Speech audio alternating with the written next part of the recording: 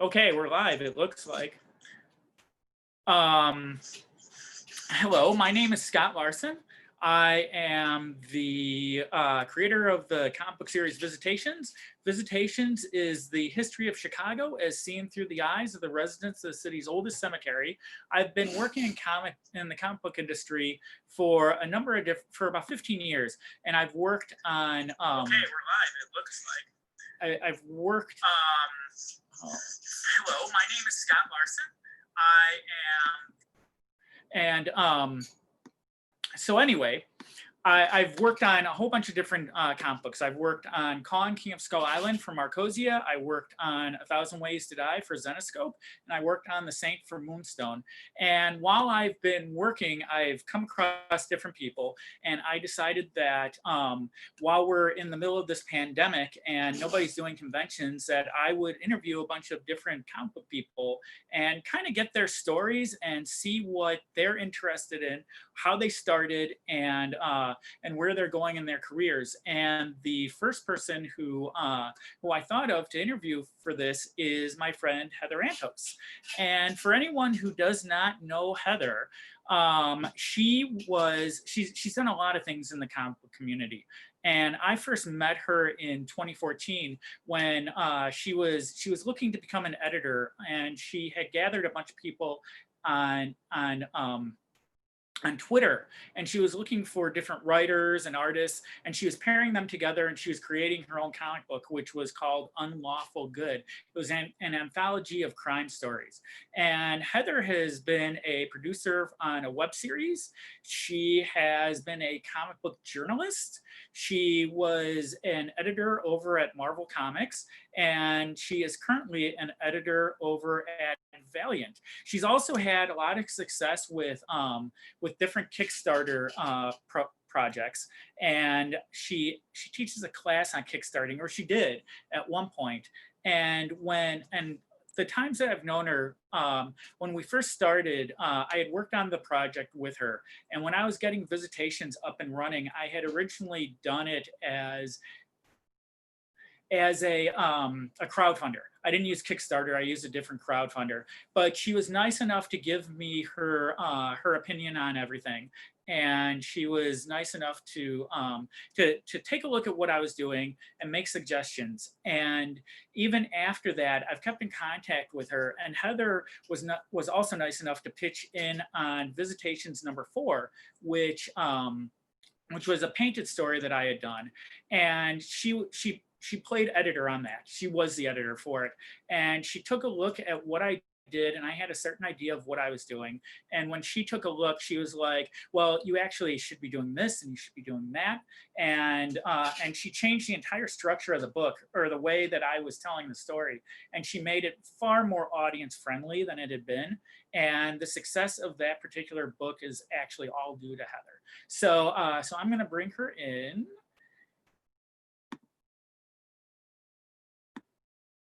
And we will be able to speak with Heather. And so I've got some questions for her. Oh, hi, Heather. How are you? Hi, what a great introduction. I'm like super flattered. That was so nice. I just came up with that off the top of my head. I didn't really prepare. If I had, it probably would have been more spectacular than it ended up. Oh, it was really sweet.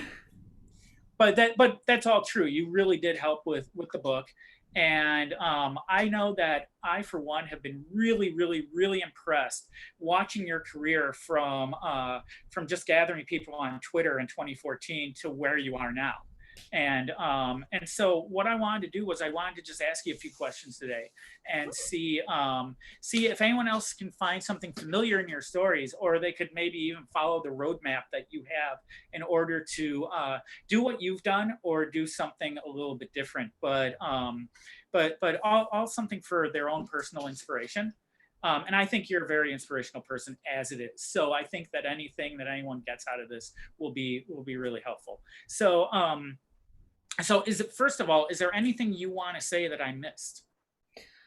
No, I think you covered everything. I mean, I had a little stint in between Marvel and Valiant where I worked in esports. I was worked for a site called Unicorn where I did esports journalism, and technically, I think I'm the first woman editor in chief in esports.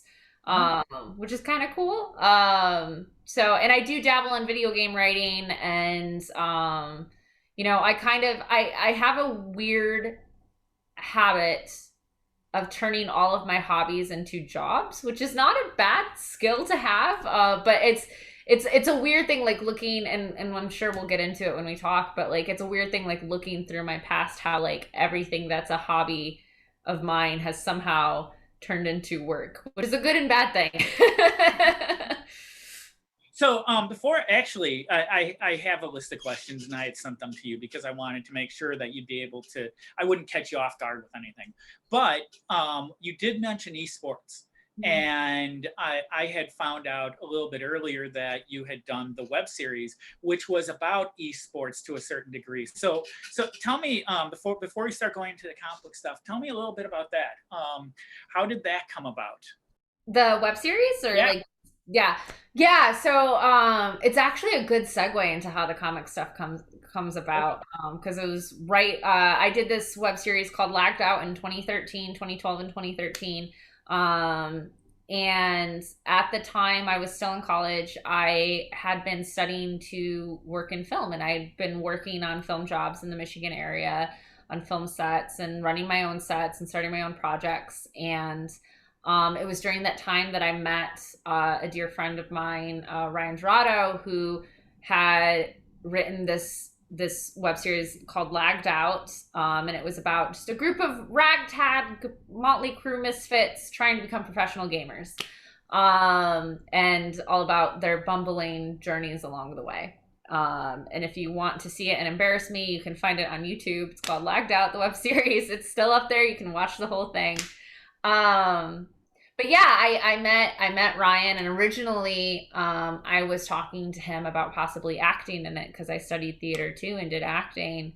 Then, and we talked, and he looked at my experience and everything I did, and he was like, I think I'd actually rather have you on as a producer. And so I spent the majority of my senior year of college scouting set locations and casting, and putting together a film crew and shooting this. I think the week of finals my senior year was spent in overnight shoots at an arcade. So I would be shooting from 7 p.m. to 7 a.m., then like go to bed for 2 hours and get up and take my finals.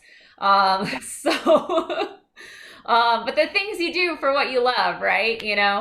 So real quick before we get off of that subject, were you, when you were doing stuff in movies, was it what, like Hollywood stuff that just happened to be, you're from Michigan, I didn't mention that, but was it stuff that just happened to be filming in Michigan, or was it like, how Yeah. did that come about? Yeah, so I mean, my whole life I've always been involved in theater. My parents met during their high school musical when they were 14. And so like theater and that has always been part of my life. So when I went to college, I started studying theater and film. And at that time, Michigan had a really, really good film incentive. And so like part of like The Dark Knight Rises filmed there, and there's a movie called The 5 Year Engagement with Emily Blunt and Jason Segel that was filmed in Ann Arbor, and The Ides of March with Ryan Gosling and George Clooney, and like a whole bunch of stuff was filming in Michigan at the time. And so I would do a lot of like indie independent film stuff, and then I would work as a PA on some of these bigger projects just to get some experience. So how much time were you devoting to that? Uh, Not enough, I thought, but probably too much looking back. Okay. I was very fortunate in that I had my professors like saw that it was professional experience, and and so they were very forgiving if I had to miss classes and stuff, to work on these sets, because like you can't beat real world experience. It's the same thing. As an artist, you can read art books all day long, you can read stuff all day long, but nothing beats actually putting the pencil to the page and doing it. Right.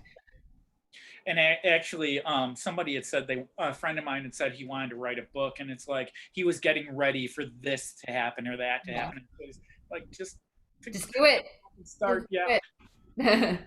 So you've done film, you've done gaming, and comics. Obviously, you like comics, I would assume. A little bit. But, I mean. what was the first comic book you ever bought? Or you ever got, not that you bought. My first comic book was given to me when I was like 3 years old. So what was the first comic you ever got? Oh gosh. Well, it depends on your definition, I guess. I mean, I grew up in a rural area of Michigan where like we didn't have a comic shop. Like comics, I wasn't introduced to superhero comics until like late teens. But I loved comic strips.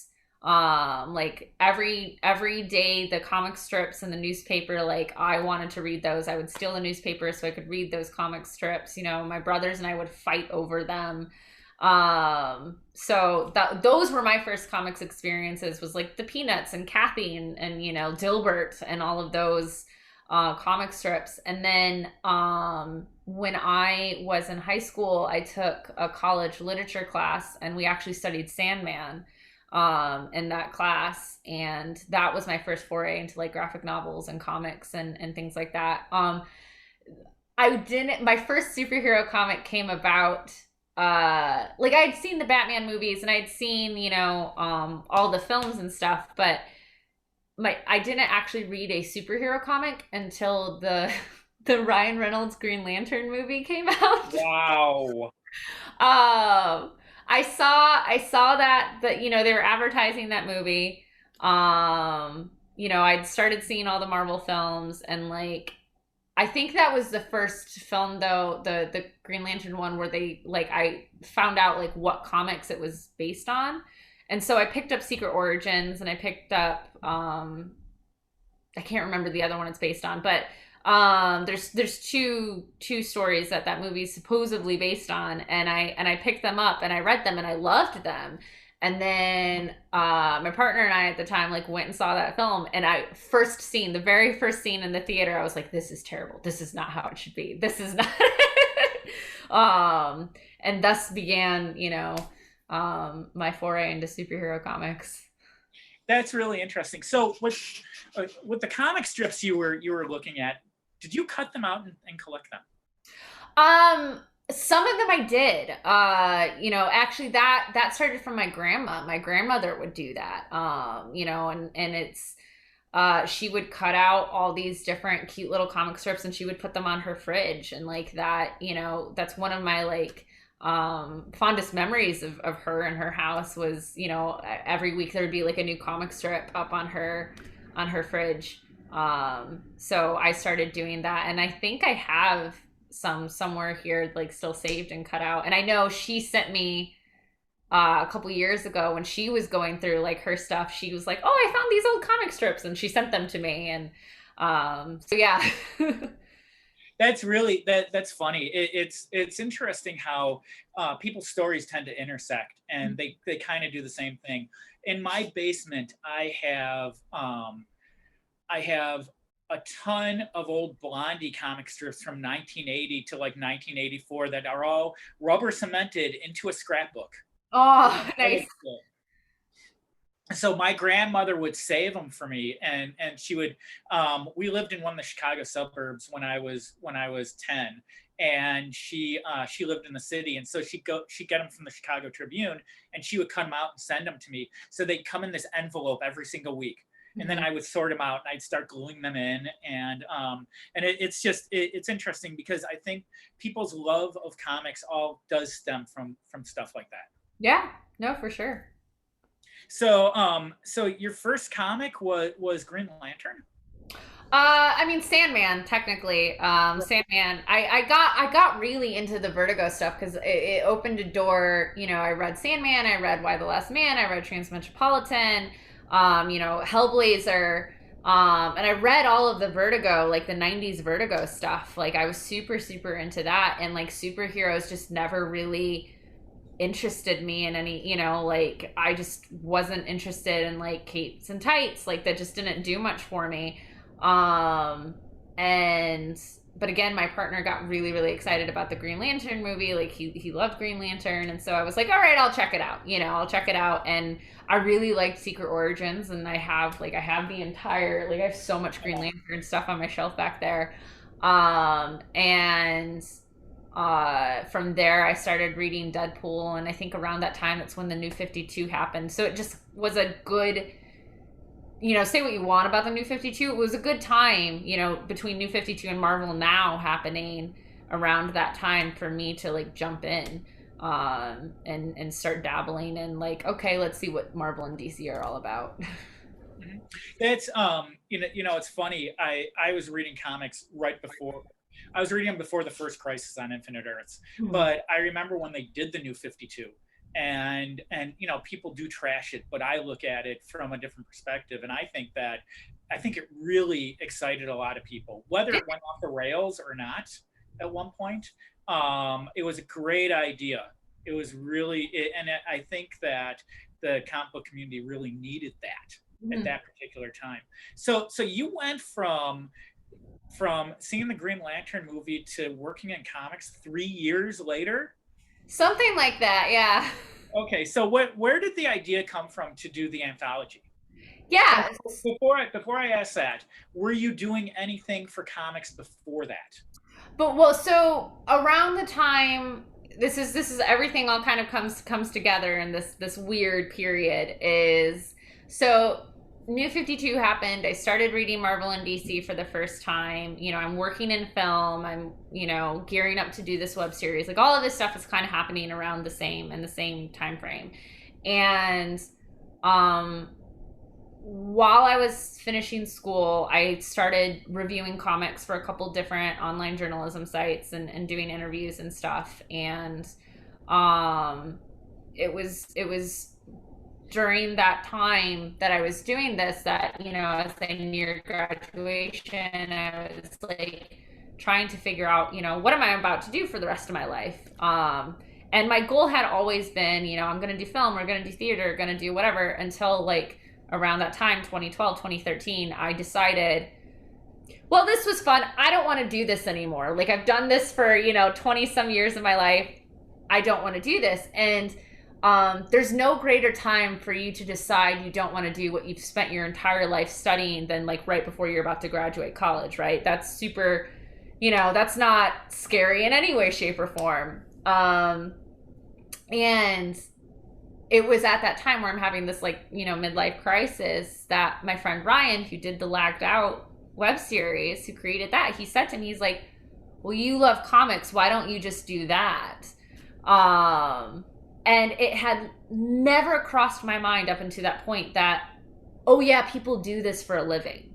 It's not like they had career day at school and the writer of Batman comes into every elementary school across the world. That doesn't happen, And so, it would just kind of like opened up this whole new world of possibilities to me of like, oh yeah, like I could get paid to do this, and I started really pursuing and trying to educate myself on what rules are out there, what goes into making a comic book, there's more, yes, there's the writer, the penciler, the inker, the colorist, the letter, there's all of that stuff, but like there's all these rules at publishing companies, and obviously I'm already doing comic book journalism. Like there's, so many different avenues. What is the right fit? And so at that point, it all became about figuring out, where do I fit in, and how do I get my foot in that door?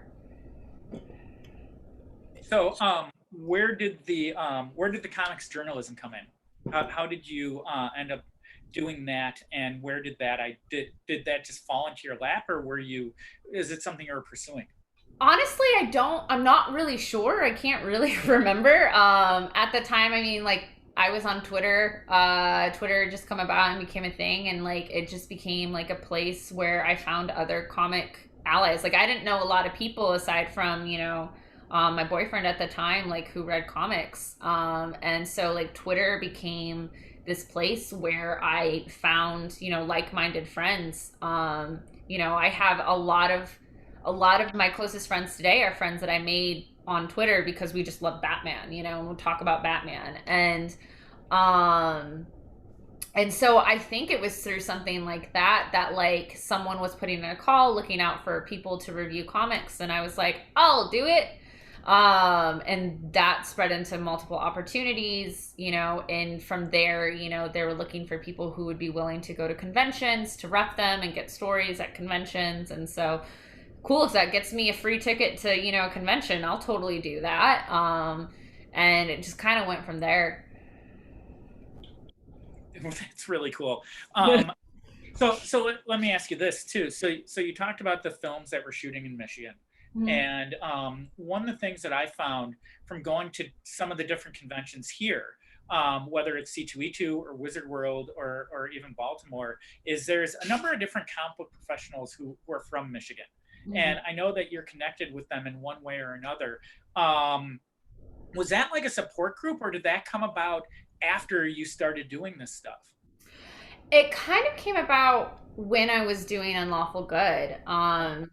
When I was doing that anthology, I had become friends with an artist, a cartoonist named Jay Fosgett. His wife at the time was in the same theater program that I was in, and so I met him through her. And when I started talking about I want to put together an anthology, I want to try and figure out if I can be a comic book editor. He gave me a couple of people to reach out to see if they would be interested in contributing to the anthology. Um, and so by that point, it kind of became like just a word of mouth thing. How I got to be introduced to all of these people, whether they participated in the anthology or not, but Michigan has a really, really strong comics community, a group of creators. They're very, very well connected. They're very tight knit. And so, and they're very supportive of each other's projects. And so, like, it was kind of through that I met everyone. And then we've all just kind of stayed connected ever since then. So that's really interesting as well. With the unlawful good, and I was a part of that. You were. I know. And so what was the thing that you discovered the most? What was the thing that popped out, which was the most educational for you? Oh goodness. I mean, so I think we should start back first how it came about. Um, so I had, decided I want to figure out my place in comics. What can I do? Where does Heather Antos fit in this world of comic book making? And I'd given it a lot of thought of, well, I do like to write. I do write, but I'm not really interested in writing comics, and I do draw, but I'm not really interested in drawing comics. Like what else is out there? And you know, I am someone who likes puzzles. And there was this role that we see credited on every single book, but I wasn't really sure what that person did. And that role was that of the editor. And, I knew I had a sense and an idea of what an editor does in traditional publishing, right? When you're writing something like Harry Potter or Lord of the Rings or whatever, like the editor is someone who reads it and gives story notes and maybe proofreads, like whatever. But like, there's so many other moving parts in comics. Like, what actually does an editor do? And so, like any good millennial does, I tweeted editors, and I literally went on Twitter and I found any editor's handle that I could find, and I tweeted. I was like, hey, I'm interested in learning more about what you do. Will you talk with me? Can we have a conversation? Can we have a dialogue? And through that, I ended up meeting Jordan White, who was an editor at Marvel at the time. And it turned out I was going to be at C2E2 2014. He was going to be at C2E2 2014. Let's sit down. Let's have a conversation. And so I sat and met with him, and we talked for like an hour, and he kind of gave me the ins and outs of what it is an editor does. And, he kind of compared it to being a TV producer or a film producer. You're in charge of pitching ideas and getting, projects greenlit and casting and sourcing talent and running a budget and running a schedule and making sure it happens, all to the very best that it can, and make sure that, everyone gets along the way. And, I thought about it and I'm like, I do that. I know how to do that. I've just done it literally on film sets, but I can take those skills and transfer them to this medium. And at that point, it all became, can I do it? And do I even like doing it? And so that's where I got the idea for Unlawful Good, because if I was going to be an editor, if I was going to get a job at a publisher, well, I'd already graduated college, so I can't get an internship. And I can't afford to just uproot and move to New York or to where any of the other publishers are. So, you know, artists have to create portfolios to do jobs. Writers have to create portfolios to do jobs. I wanted to create a portfolio as an editor. I wanted to be able to submit, you know, look what I can do. And it was very, very important to me too, you know, as you know, being in the circuit and the indie circuit, there are a lot of books out there that look like they were made, right? They look like they were made rather than printed. And it was really important to me that I wanted to have a very professional looking product to show I can stand up there with, you know, your Booms and Dark Horses and whatever. I have the skills. And so that is where Unlawful Good came from. Is I came home from C2E2 and I was like, this is it. I'm going to do this. I'm going to make this. Now it's all about figuring out how.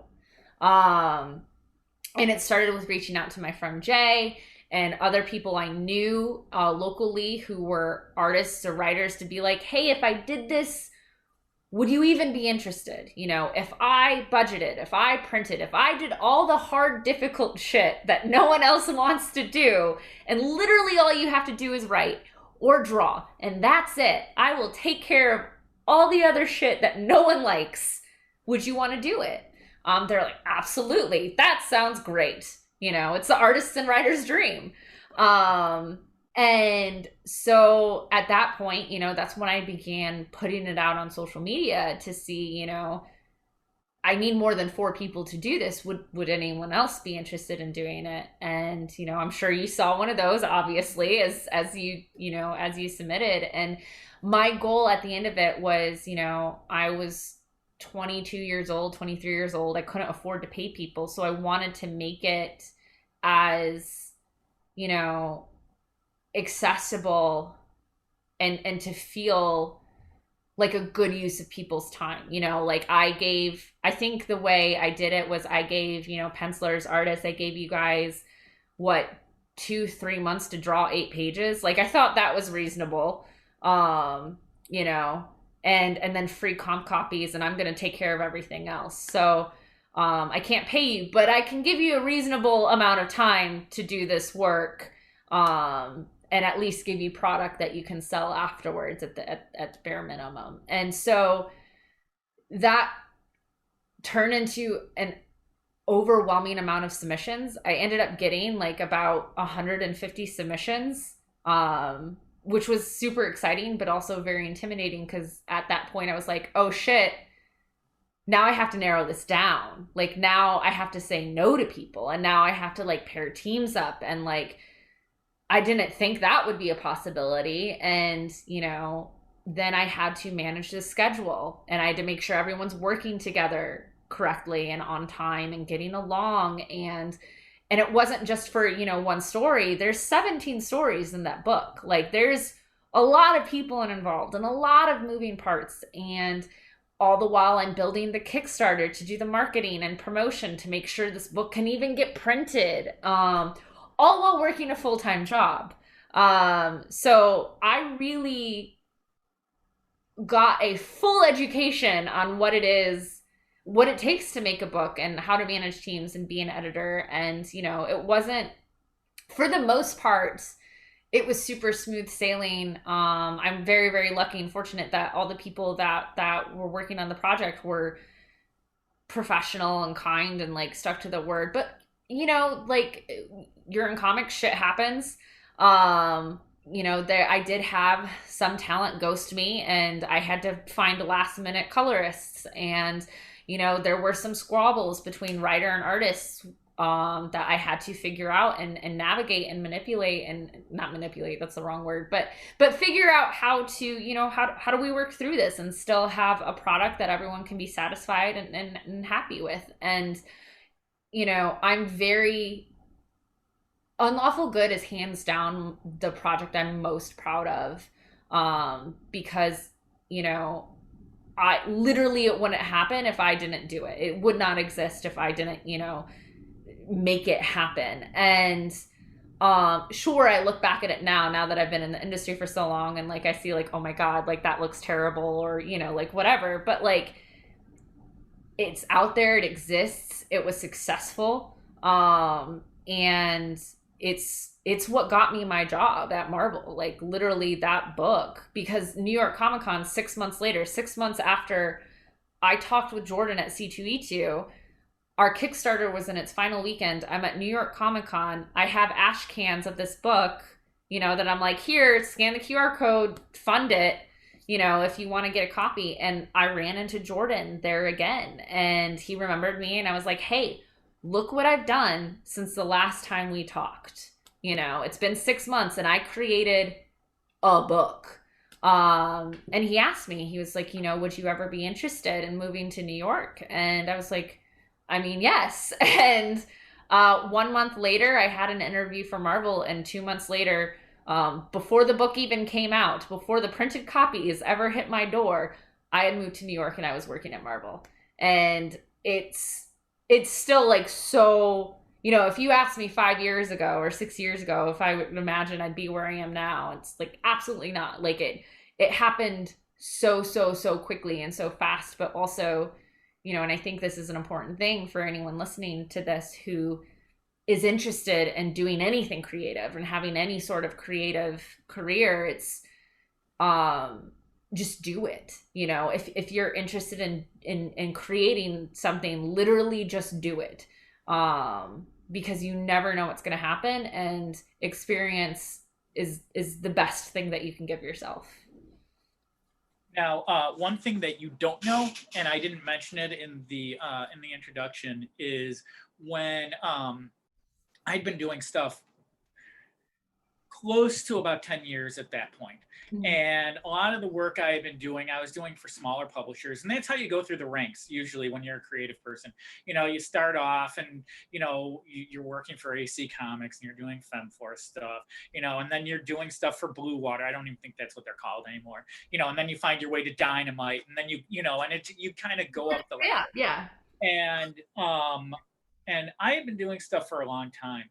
And I started getting really frustrated, not with the work that I was doing. The work I was doing was getting better and better and better. But I was getting frustrated with what these companies were doing with my work. Some of them weren't publishing it. Some of them were like mutilating the artwork. I mean, even lettering was mutilating the artwork. And it was like, I don't understand how you could do that. And I had decided, I didn't know what I was going to do next. And when you came out with your book was really an inspiration for me to kind of push forward and to do something a little bit different. And the idea for my book came, a number of months afterward. When was it? Was 2014 that awful good, yeah. Right, and it came out when? May of 2015. Yeah, I think April, May, somewhere spring 2015, something like that. Yeah.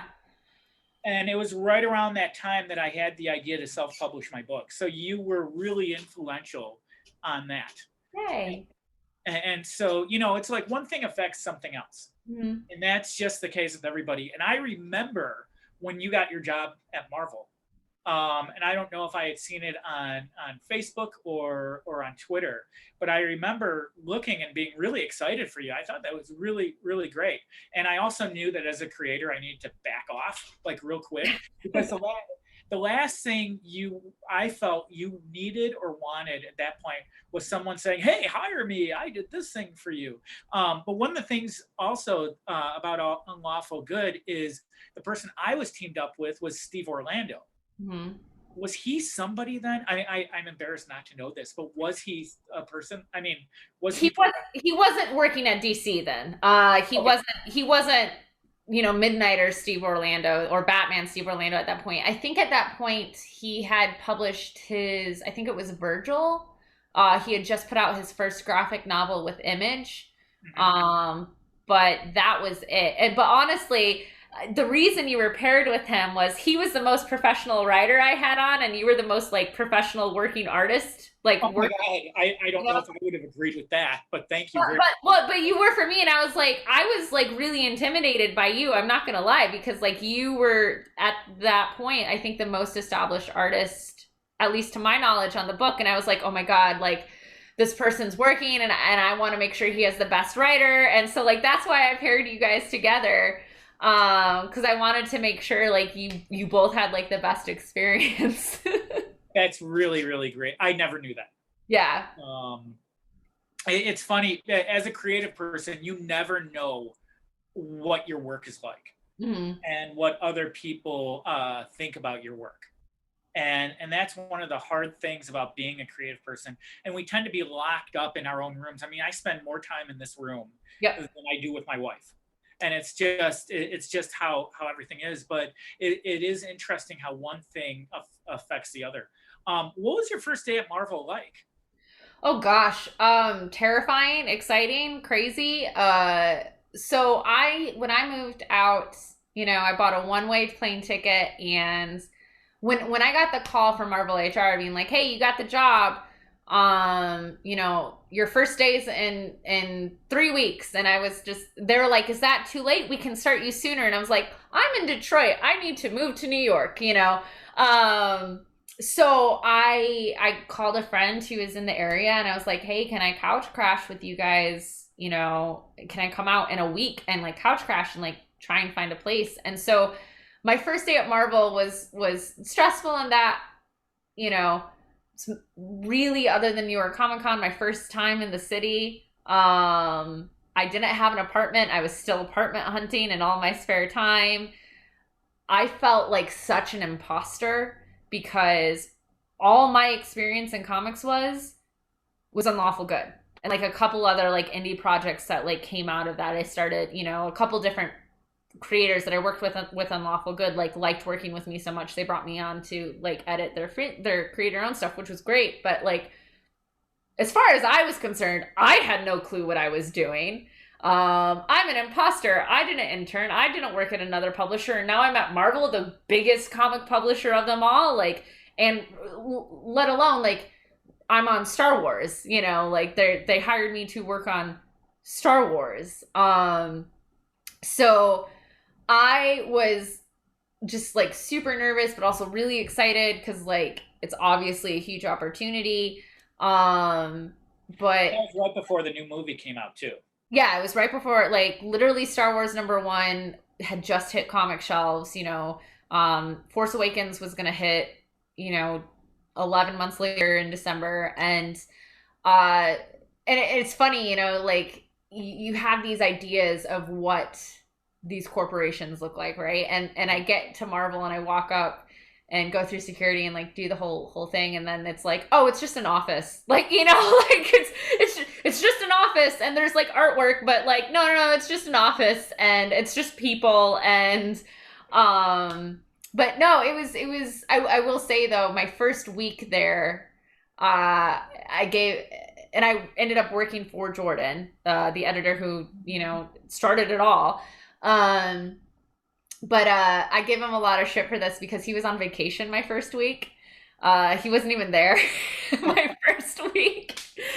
Um, and so I met his other assistant editor at that time, and they Charles Beecham, who's a dear friend still to this day, who like kind of helped acclimate me and everything. And it was jumping right in it. The book going to print that week was behind. I needed to call the artist and like yell at Terry Dodson and tell him to turn in pages. Like, I'm not yelling at Terry Dodson, are you kidding me? And like, oh, these notes need to go to Mark Waid, can you call him? And it's like, no, like it's Mark Waid. Like, no, I'm not. And Mark is the sweetest man. So is Terry. But it was just it was very much a sink or swim environment, which I like and I thrive in. But I think my first personal task, and I was so nervous, is every single one of the Star Wars comics. Well, first of all, every single Marvel comic has a recap page. And what these are, for people who don't know, is it's a page at the beginning that basically it's the TLDR. Here's everything you need to know if you haven't read anything before this. So if you're picking up, Deadpool 137, this recap page will tell you everything you need to know in order to understand this comic, even if you know nothing about Deadpool. And so I was tasked with writing, okay, write the recap for Princess Leia #2. And for Star Wars books, the recap page was the infamous opening crawl. We all know what that looks like. We've seen the movies, and it terrified me because, you know, in my opinion, the opening crawl of every single one of those films, that's what sets the tone. You know, everyone knows, well, originally the 20th Century Fox theme, and everyone knows the Star Wars, John Williams theme, and then that opening crawl happens, and like I get chills even thinking about it because it's such an experience in the theater. And you want me to write it? I don't know what I'm doing. I'm new here. And I sat, and I think it's just 3 paragraphs that I had to write. And I think I sat there for like 4 hours trying to figure out how to write this because I was so nervous. And then everything Star Wars that Marvel had to go through Lucasfilm for approval. They had to get their sign off. And I remember being just so excited that they signed off 2 thumbs up on my opening crawl, no notes whatsoever, and it went to print and it was fine. And it's so funny looking back because I've written hundreds of those things now, for all the books, but that first one was just the most terrifying thing I could have ever done. That's really, really cool. How big of a Star Wars fan were you before that? Huge. But it's funny, I never realized how big of a Star Wars fan I was until I got to Marvel. Because I was surrounded by Star Wars fans that it was just normal to me. But no, I got to see, and this is showing how young I am, but I got to see all the prequels as a field trip in elementary school. So they came out in May, like the last week of May. It's a great end of the year, little thing. And I had a small school, small town. I remember going to see Phantom Menace in theater with my school, and that kicked it off for me.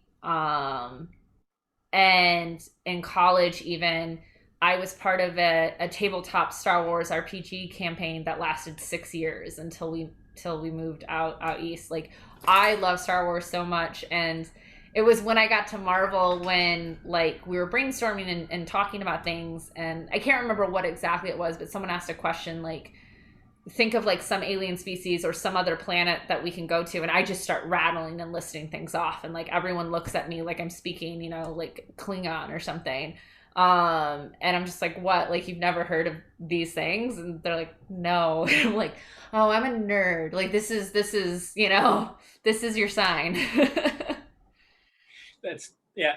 Klingons are not Star Wars. They're not Star Wars, no. But I figured it was more of a pop culture reference than saying chiss. I was kidding. So what? So you really love Star Wars, and then you ended up getting that at Marvel, and then you worked on Deadpool stuff as well. Yeah, my office kind of dabbled in everything. My first books at Marvel were Deadpool, all the Star Wars books, an X-Men book, and a Spider-Man book, all at the same time. So I got to dabble and touch on everything. But I felt very, very fortunate in that, as I said earlier, I'm not really into the superhero capes and tights tropes. And the only Marvel book I read before I worked at Marvel was Deadpool. That's it. That's all I read.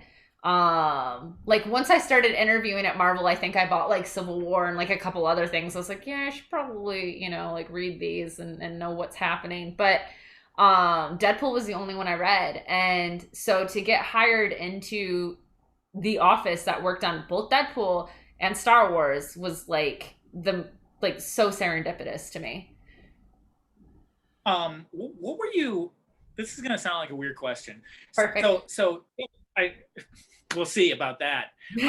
So as you're getting ready to go to Marvel, and you're applying, and you said you ran into Jordan at New York Comic Con. I mean, did you literally run into him, or were you oh, there? No, we literally ran into each other in an aisle. I knew he was gonna be there, obviously, but literally, I don't know whose table it was at, but walking down Artist Alley, I was like, oh, there's Jordan. So was that your first trip to New York? That was my first ever trip to New York. Okay, so what were you thinking? I mean, what was on your mind while you were going, and what was on your mind as you were walking through the convention? Do you remember? I mean, my whole point going was just it was networking at that point. It's get Unlawful Good funded. You know, like that's my goal. And also it was to meet because a bunch of the creators of Unlawful Good were there. We're at New York Comic Con. And so like I get to meet these people that I've been working with for the past four to 6 months, like finally face to face. And you know, that was really cool. And it was just all about networking and meeting people. And like I want to make comics. I want to be an editor. Like who should I talk to? What should I do? And um you know, I just went up to any artist that I could talk to. And you know, that's where I met Declan Shalvey for the first time, just talking to him at his table. And like he's in the middle of doing, you know, Moon Knight with Warren Ellis, but like whatever, like you're willing to talk to me, let's talk. You know, I met Kyle Higgins there, I met Ed Brisson, I met, you know, a whole bunch of people just because like I wanted to talk and I wanted to learn. You know, and I think that was always a big thing for me was, and I pass this on to a lot of other creators too, is, you know, you have to separate the fan from the professional in you. You know, if you go up to these people like, oh my God, I'm such a huge fan of your work, 9 times out of 10, they're just going to view you as a fan, you know, they're not going to view you as a peer, as another creator. And that was really, really important to me. Like, I want to be in this industry. I want to be professional. I want to be seen as someone to be taken seriously. And so I have to present myself, you know, like, not that I'm at the same level of these people, but that's my goal. And I'm taking this very seriously. And I like to think it worked.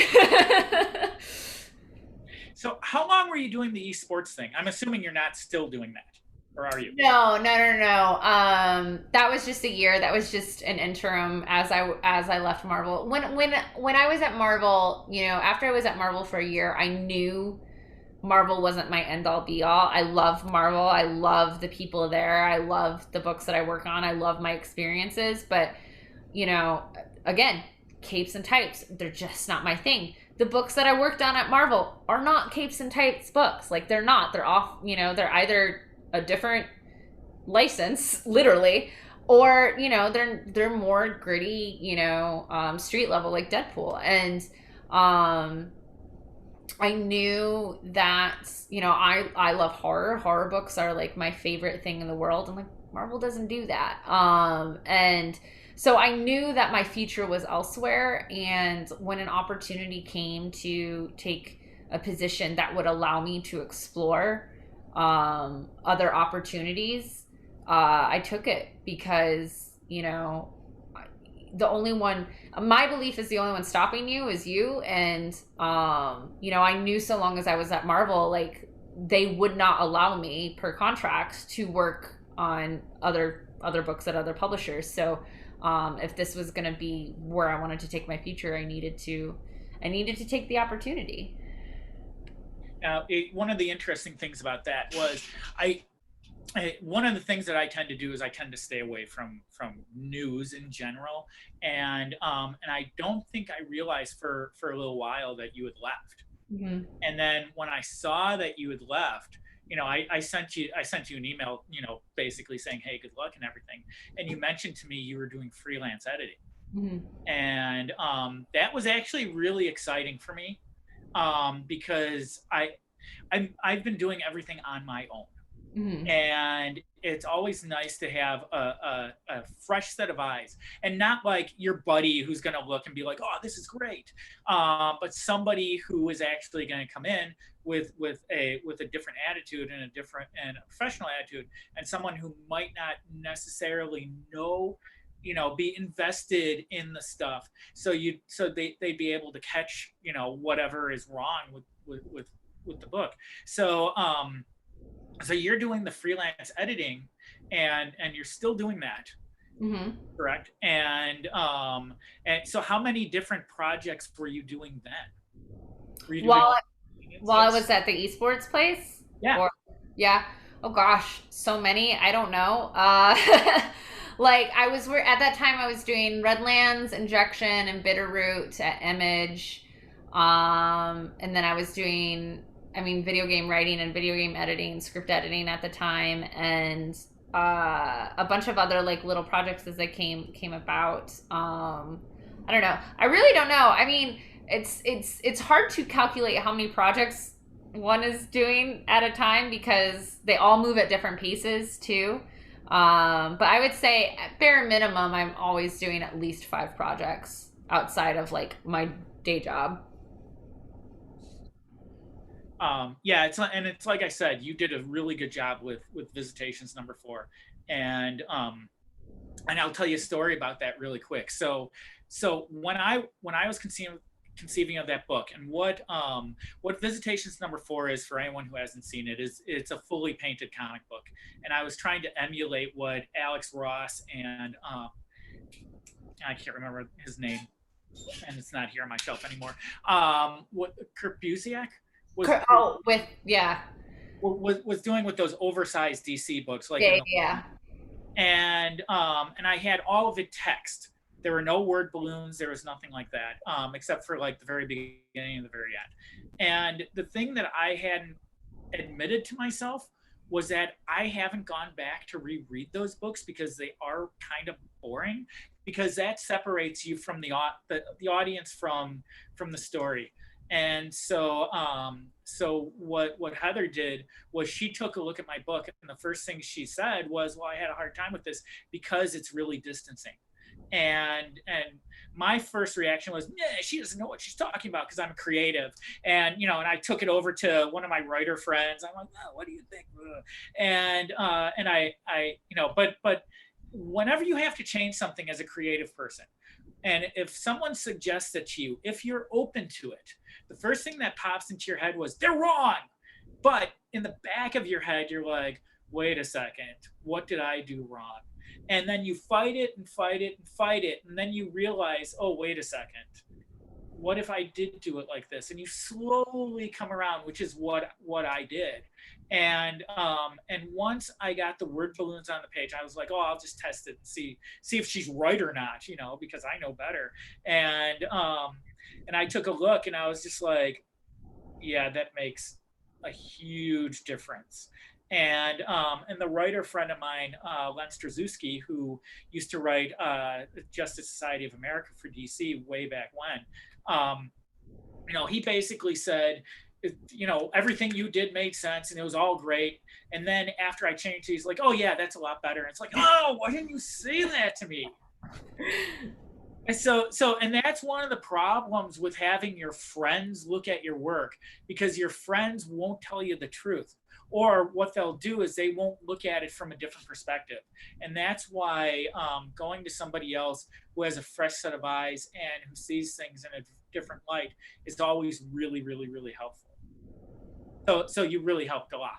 Thank you. Yeah, like I always like to, the way I like pitch editing, or just a read through, even as an editor like this is, it's my job to be the first reader. It's my job to, pick this up, not knowing anything about it, and literally, does it make sense, and is it interesting?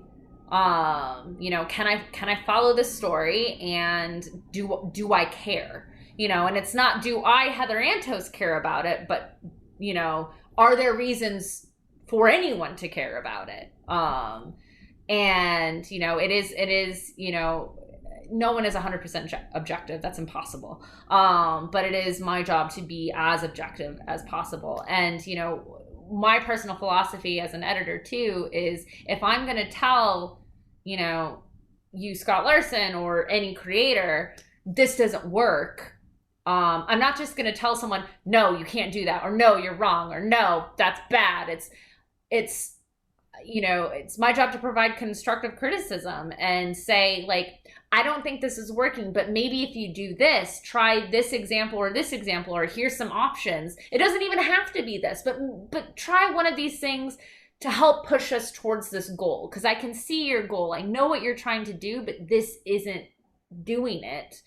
maybe this one of these things will, or maybe one of these things will inspire an additional option that will work even better. Who knows? But yeah, it's not, an editor isn't there to tell a creator that's bad or this is wrong. It's collaboration. It's, you know, it's working together to mold this sculpt out of the clay. Well, it's to help more Yeah. than anything. And something else I want to say about that. So way back when I was trying to get into some of the bigger companies with my artwork, there, you know, you take your work to editors and they would, you know, they tear your stuff apart. The way Todd McFarlane always said it was like they had a gun and they would shoot you a lot. And you go back the next time and maybe the first time they shoot you like 15 times, and the second time they only shoot you 10 times. And then the next time it's only 5. So, you know, you're getting better. But the thing with showing your work to professionals, whether it's a professional editor or a professional artist, is when they're looking at work, they're just trying to help you. Mm-hmm. And none of it is to tear you personally apart. It's to help you out. Nobody's trying to keep you out. I don't know if anyone's trying to bring you in necessarily either, but no one's trying to keep you out because you're a bad person or anything like that. So it's usually not about you. It's about your work and how to make it better. And in my experience with Heather, I mean, even though I'd been in the business at that point for 14 years, I don't see myself as a professional writer, but I guess I am now. But it's more of me being an artist. So, and the thing about creative people is we tend to be a little bit more sensitive to criticism here and there. And so there's always some kind of explosion that happens when something is wrong. We never go quietly. And in fact, there was something that went wrong with Unlawful Good, and I was like, no, I'm not going to do that. Do you recall that? I remember something happening, but I don't remember the specifics. But yeah, I remember something happening. And I had a much bigger problem happen down the line with Unlawful Good that you weren't a part of. So that's where my brain goes to. I'm glad for that, because it's 6 years later, and I'm like, oh, right. I should have done that. But I had to redraw a figure. Mm-hmm. You know. No, I remember. Now that you say that, I remember, and I remember getting an email and like feeling bad and awful. Well, that was your reaction back, was, oh my God, I'm so sorry. And I read your email. I was just like, oh, Scott, what did you do? Because you didn't have to react like this. But creative people do tend to react like that more often than not, even if we know better. So you're over at Valiant now. You've been there for almost 2 years. Almost 2 years now, yeah. And so, what are you enjoying the most about being there? Oh gosh, I think it's just like I am still in a structured universe with rules, right? Much like Marvel or Star Wars was. You know, they're universes that have been established that have rules of things that you can and can't do. But because Valiant is a much younger company, and just because I think it's not as corporate, there's a lot more creative freedom. Like I've developed a couple brand new IPs at Valiant that are going to be coming out. That's really exciting, and I'm allowed to try different genres, and I'm allowed, I don't have to ask permission to try new things or to do things differently.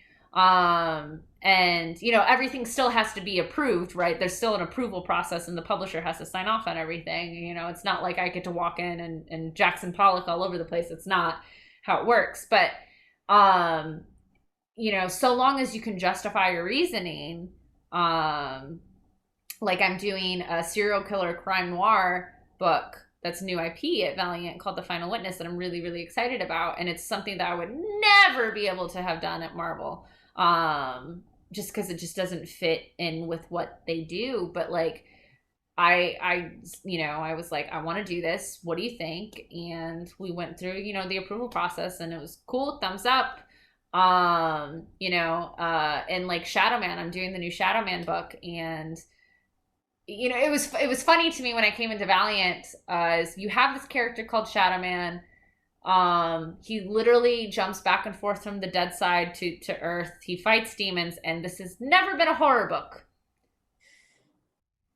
It makes no sense to me. So we're gonna do this as a horror book. Cool, cool. Like, and it's not a fight, like and so there's something that's just so refreshing about that. And there's something that's so refreshing about playing in a universe that has a fan base and has a very, very strong fan base, but it's not, you're not telling stories of characters that have had stories told about them for 80 years.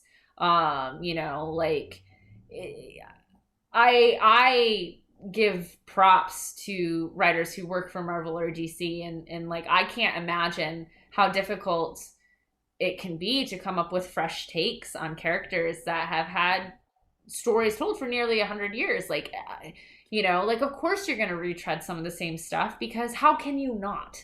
And so it's a little easier to do fresh takes on characters that have only been around for 30 years. Mm-hmm. Well, I think also there's not as many restrictions on these characters either. Yeah. And that's when I started my book, one of the things that I was worried about was not really being restricted, but also not being able to tell stories that I wanted to tell, and just kind of just being another link in the chain. Mm-hmm. And it sounds like that's something that you don't have to deal with anymore. Yeah. At this moment in time. Yeah. So one last question here, and so where do you think you see yourself going from here? I mean, obviously taking over the world. Uh-huh. No, I mean, I'm really happy with my current situation. I love Valiant. I love the stories I'm telling there. I love the people I'm working with there. I love the universe. I love the fans. I'm getting to do a lot of really, really cool things. Pandemic slowing the publishing schedule aside.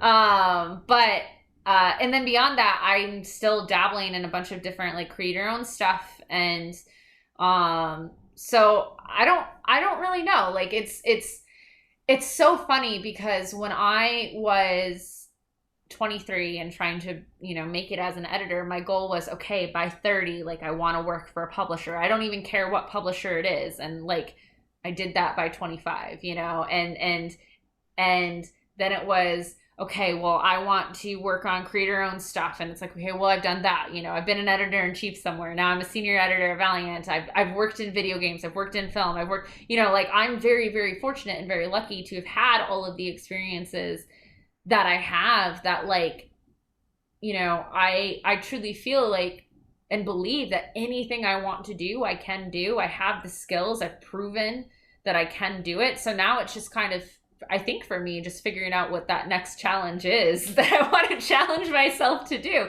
which might be take over the world. Who knows? You know what? I actually found another question that I was going to ask you, but it completely left my mind. So, oh no! Yeah, you know what? That's what happens. 2020. Yes. So I'm going to end the video. Stay on for a second. I want to just wrap up with you real quick. But thank you so much for coming and doing this. Yeah. And I'm hoping to do some more of these, but I cannot think of a better person to start with. And I think that a lot of the things you said were extremely helpful for anybody. And anybody who's watching this who wants to get into comics or cosplay or anything, take another look at this and take notes on what Heather said. Because there are a lot of really good things that she said in here that might have gone over your head. But and that's what happens sometimes. But I hope that anyone who watches this finds inspiration to what Heather said, and we'll do this again. Bye. Bye-bye. Thanks so much.